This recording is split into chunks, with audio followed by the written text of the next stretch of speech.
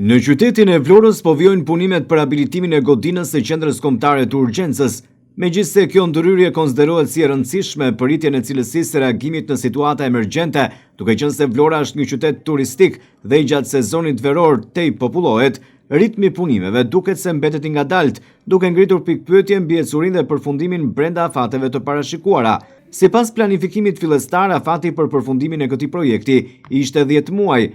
Por duke qenë se punimet kanë nisur disa muaj më parë, rezulton se ky afat tashmë është i kaluar, pa pasur një përfundim të dukshëm të ndërtesës. Gjatë një vëzhgimi në terren të zhvilluar këtë të shtunë nga televizioni 6+1 Vlora, situata paraqitej jo shumë premtuese. Në kantier mund të numëroheshin vetëm 4 punonjës aktiv, ndërkohë që nuk u konstatuan lëvizje të mjeteve të rënda apo zhvillime të dukshme që të tregonin për një intensifikim të punimeve.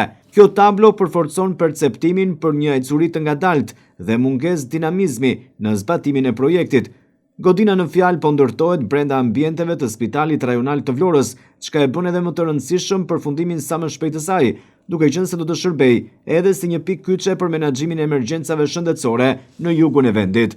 Për më tepër, një qendër e tillë pritet ndikojë drejt për drejt edhe në uljen e kohës së reagimit dhe rritjen e efikasitetit në trajtimin e rasteve urgjente. Institucionet përgjegjëse, por edhe kompania e ndërtimit duhet të reagojnë për të përshpejtuar procesin e punës, duke marrë masa konkrete për të rritur ritmin e punimeve, por edhe për të garantuar përfundimin e projektit në një kohë sa më të shpejtë. Në kushtet kur shërbimet emergjente janë ndër më të rëndësishmet për jetën e qytetarëve, çdo vonesë përkthehet në një nevojë të paplotësuar për siguri dhe kujdes shëndetësor cilësor. Në mungesë të një reagimi zyrtar mbi arsyet e vonesave, mbetet për tu parë nëse ditët në vijim do të sjellin një ndryshim të ritmit të punimeve, apo nëse projekti do të vijojë të zvaritet përtej çdo afati të parashikuar.